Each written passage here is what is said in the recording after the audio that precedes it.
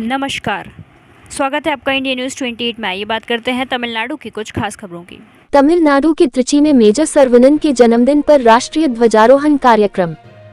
1999 में कारगिल युद्ध में शहीद हुए पाटलिक के नायक मेजर सर्वनन वीर चक्र हमारे 52 फीट ऊंचे राष्ट्रीय ध्वज पोल, जिसे 24 घंटे फहराया जा सकता है, को तमिलनाडु सरकार की औपचारिक अनुमति के साथ मेजर सर्वनन मेमोरियल ट्रस्ट की ओर से स्थापित किया गया है।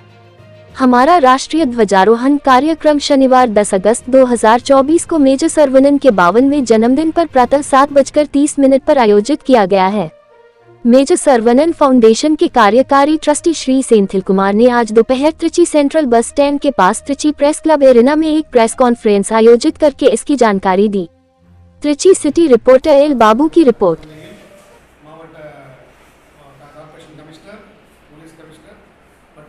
வீராதிகாரிகளுடன் இராணுவத்திலிருந்து மிக உயரிய பொறுப்பில் உள்ள இராணுவ அதிகாரி வந்து இதை திறப்பதற்கான நாள் ஆகஸ்ட் 10 அன்று குறிக்கப்பட்டுள்ளது. ஆகஸ்ட் 10 மேஜர் சரவணன் அவர்களது 52வது பிறந்தநாள் விழா. அந்த பிறந்தநாள் அன்று 52 அடி உயரம் உள்ள அந்த ஐமாஸ்டை தேசிய கொடியின் கம்பத்தை திறப்பதற்கான முயற்சி நடைபெற்றுக் கொண்டிருக்கிறது.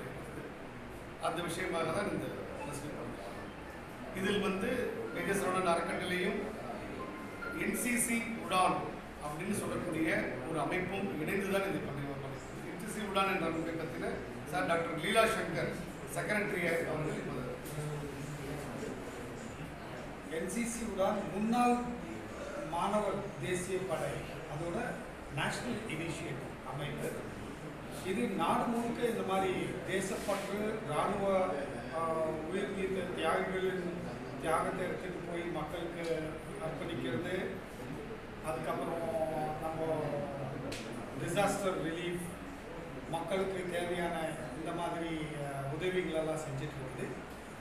இது முக்கியமாக என்சிசி உடானோட பங்களிப்பு வந்து இளைஞர் மத்தியில் இந்த கருத்துக்களை கொண்டு போய் சேர்க்கறது தான் எங்களோட பிரதான முயற்சியில் ஒன்றா இருக்குது. மேஜர் சரவணனோட யூனிட்டில் இருந்தவர் தான் மேஜர் ஜெனரல் இந்திரபாலன். கார்கில் வாரில் இவர் பிரிகேட் மேஜராக இருந்தார். இவருக்கும் மேஜர் சரவணனுக்கும் நல்ல தொடர்பு இருந்தது. இந்த பற்றின் காரணமாக இந்த கொடிக்கம்பா நிறுவனத்துக்கும் நம்ம உதவி அளிச்சிருக்கிறோம். இதில் தமிழ்நாட்டிலிருந்து முதல் ஒரு அதிகாரியின் தியாகத்தை வந்து நம்ம தான் எடுத்து சொல்லணும். அதுக்காகவே இந்த நிகழ்ச்சி ஏற்பாடு பண்ணியிருக்கிறோம். இது ஒரு பெரும் தியாகம். இது மக்களால் அங்கீகரிக்கப்பட வேண்டியது, மக்கள்கிட்ட கொண்டு போய் சேர்க்க வேண்டியதும் நம்மளோட கடமை. நன்றி. Thank you so much sir.